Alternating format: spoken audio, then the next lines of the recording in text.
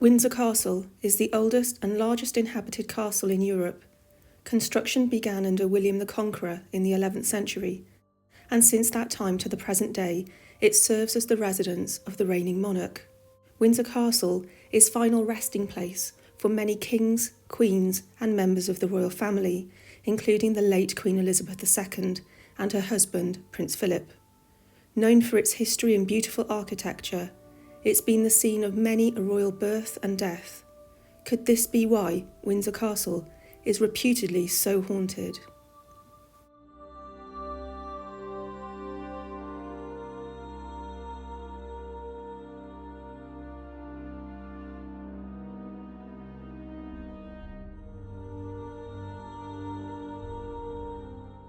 One of the most famous ghost sightings at Windsor is the apparition of Henry VIII.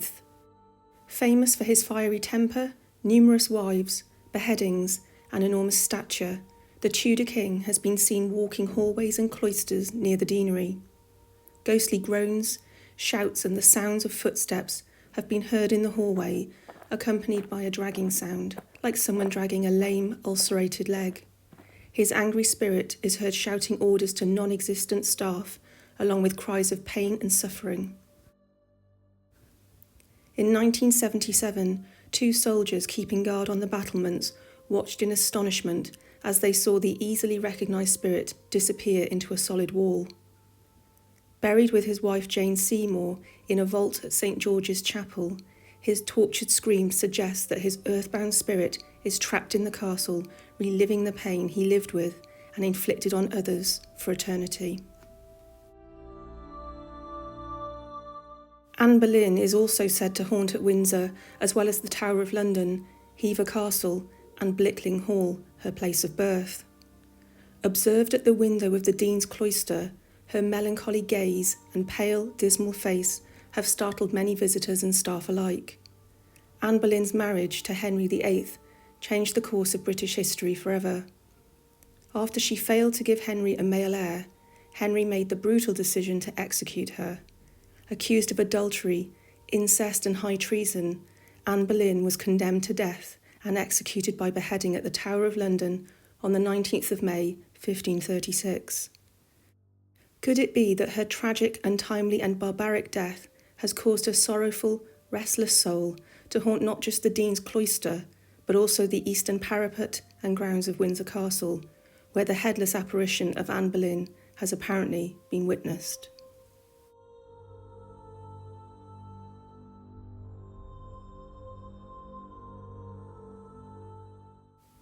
So many rooms at Windsor Castle have haunting tales connected with them.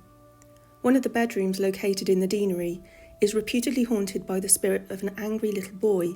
He apparently shouts out, "I don't want to go riding today," before suddenly vanishing. Could this be a young Edward III or Henry VI, both born at Windsor Castle centuries ago, reliving a childhood tantrum? Royal biographer Hector Boletho lived at the deanery and witnessed ghostly footsteps. He reported, "I used to hear them at night, walking quickly past my bedroom door. Oddly, there were only 3 steps, but the unseen ghost seemed to take 4 steps down before resuming his hurried pace. But later I discovered that the flooring in this part of the old house had been raised from its earlier level, and in the process 1 step had been eliminated." In addition to the deanery, the stairway of the Mary Tudor Tower is the location of ghostly footsteps, frequently heard by visitors and guests staying in the bedroom at the top of the tower.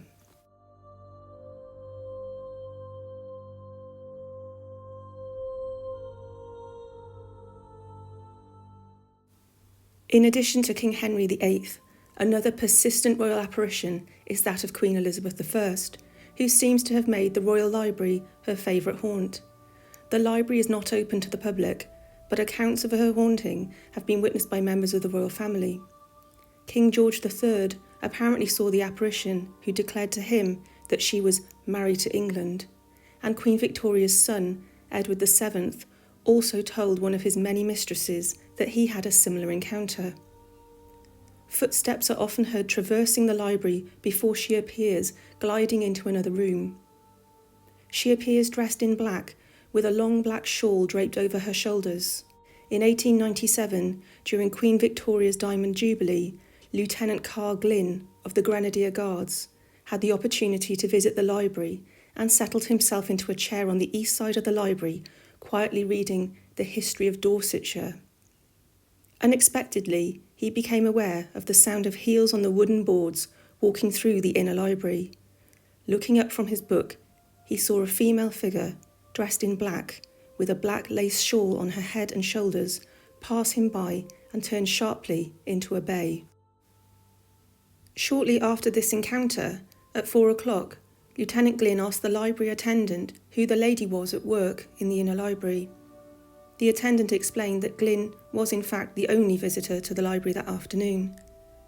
Glynn protested that he had just seen the figure walk into the inner room, so the attendant went to check. She found no one.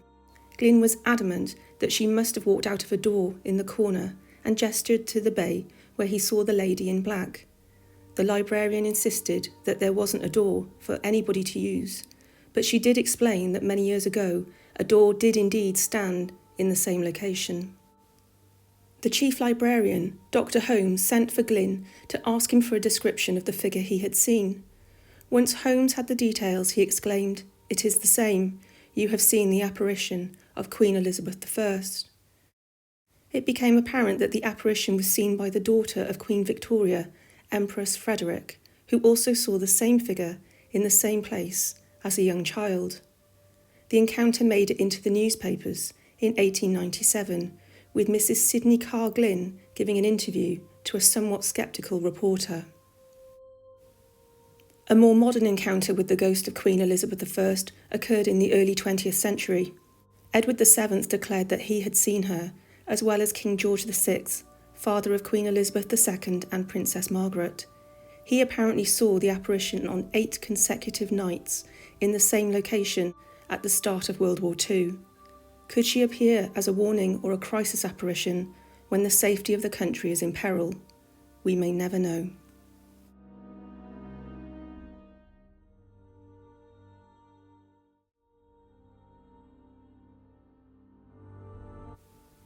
The Great Kitchen at Windsor Castle is the oldest working kitchen in the country and has served 32 monarchs, including the late Queen Elizabeth II. On average, the kitchen has 33 members of staff, 20 chefs and sous chefs, 3 pastry chefs, and 10 porters. The clocks in the Great Kitchen are always set to be 5 minutes fast to ensure the food served to the monarch is never late. One of the most bizarre ghostly accounts took place in this very kitchen. Whilst washing his hands in the kitchen sink, a man who grew up as a child at the castle witnessed a man leading a horse across the kitchen and vanished into the wall. A kitchen maid, who also witnessed the bizarre sight at the same time, recounted her experience to her family, but neither was believed when they described what they had seen. Years later, when the kitchen underwent significant repairs, a long-forgotten, hidden underground stable was discovered behind the very wall where the mysterious horse and groom vanished.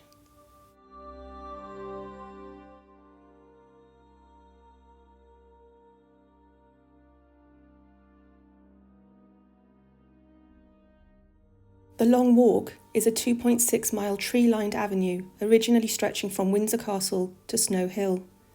According to legend, the high ground is where Henry VIII stood in wait to hear confirmation of the execution of Anne Boleyn. Charles II had double rows of elm trees planted along the path after the Restoration in 1660. During Queen Anne's reign in 1710, a pathway through the trees was replaced by a more permanent road so coaches could smoothly arrive and depart from Windsor Castle.